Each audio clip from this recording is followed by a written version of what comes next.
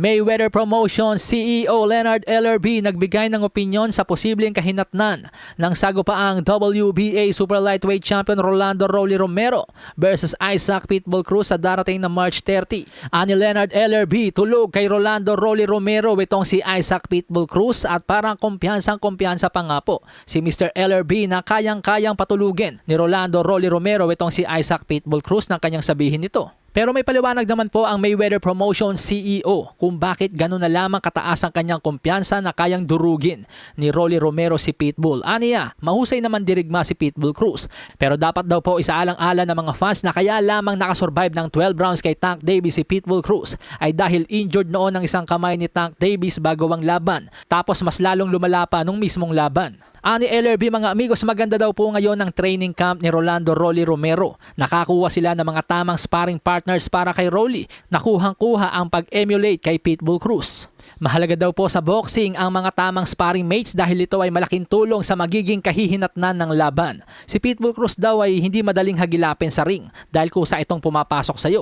Ang gagawin na lamang ni Rolly ay pag-aaralan kung paano ika-counter si Pitbull. At sa tulong nga po ng legend trainer na si Ismael Salas, ang kilalang trainer na tumulong kay Yordenis Ugas upang talunin si Manny Pacquiao. Siya po ngayon na gumagabay kay Rolando Rolly Romero. Kaya naman lalong tumaas ang kumpiyansa ni Leonard LRB na mananalo talaga si Rolly sa laban. Idagdag pa natin, mga amigos, na first time pa lamang pong lalaban ni Pitbull Cruz sa 140-pound division. Kaya hindi natin masasabi kung kakayanin bang saluhin ni Pitbull Cruz ang mga suntok ng isang 140-pounder. Pero galing din naman si Rolando Romero sa lightweight. Yun nga lang, sa laki nga daw po ni Rolando Rolly Romero, pwede pa ito hanggang welterweight.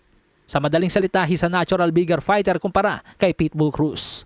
Pitbull's style, he fights one way. Rolly and his trainer have been working on ways to counter that kind of stuff.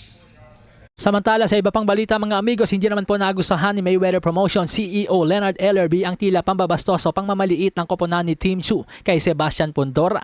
Medyo nababastusan kasi si Leonard LRB sa asal ngayon ng koponan ni Team Chu, lalo na't kumakalat ngayon ng balita na nag-uumpisa na raw po ang negosasyon sa pagitan ni na Team Chu at pound for pound king Terence Crawford, na para bang sure na si Team Chu na tatalunin niya sa March 30 si Sebastian Pundora na may taas na 6'6". Ani Leonard LRB, mga amigos, in my opinion, this is beyond disrespectful to overlook an opponent but yet someone of Sebastian Pundora caliber. Clearly, they must think Pundora is easy work. Expect nothing but fireworks this Saturday night from both men. Will Sebastian Pundora fuck up their plans? Yan po ang katanungan ni Mr. Leonard LRB.